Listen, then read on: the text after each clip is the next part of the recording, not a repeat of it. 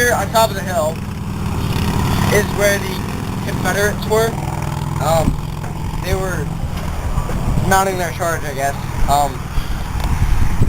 Down here, on the other hand, is where the Union troops were. Now, as the Confederates charged downhill, which is easier than charging uphill, they were headed straight towards the Union. Now, some of the Union Army was actually stationed behind these stone walls here, and because the Confederate commander wasn't with his troops, which is a huge mistake, the troops started straying off towards the wall, not knowing that the Union soldiers were behind it. And as they got closer to the wall, the Union soldiers jumped out and basically annihilated the Confederates.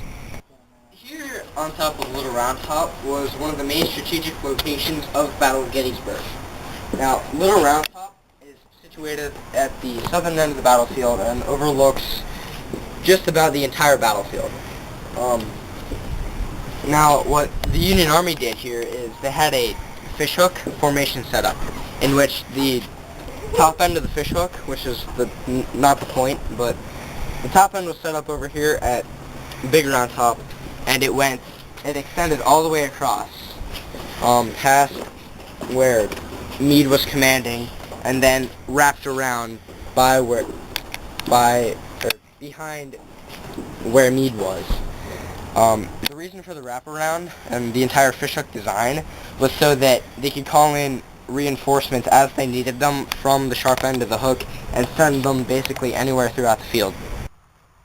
So here we are at the high water mark, where as far as the Confederates got, they never got any further onto northern soil.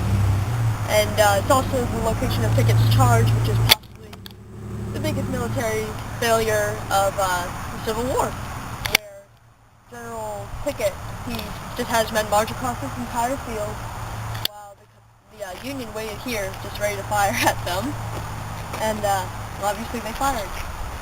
They killed most of his entire division, and yeah. So here we have yeah, Brandon, come on, you want to do it. You want to do it. Well, if you look here, here's one of the stone rocks, or whatever you want to call it, bound with borders they'd use, and they'd hide behind these, fire whatever you're going to do, cannons, artillery. You look over here, it's kind of hard to see right now, but that used to be rocks too. There's still, I guess there's rocks under that, but it appears that it's been kind of untouched for a while. And if you would draw a straight line from here over to there, you'd end up with the corner at which they were attacked. Pretty much they were at a great disadvantage because there are two sides to be attacked from, and we all know that doesn't sound like a easy thing to escape. But I mean, this is as far as they got. Anything to add, Danik? Not really.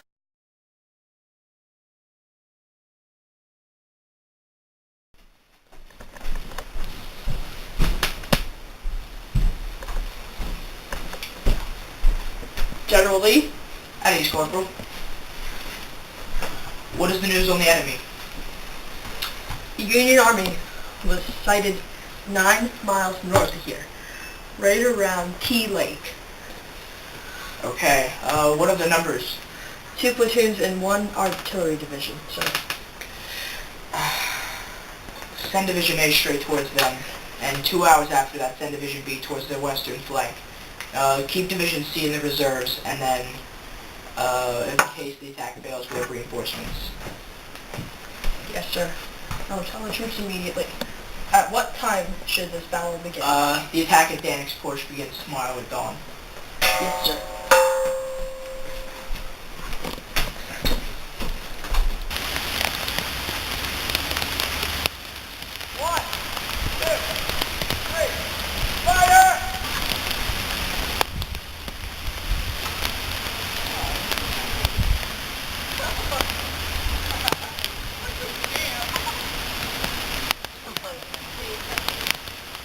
Come on, dude. Whoa. Better. A little harder. Oh, you hit me good.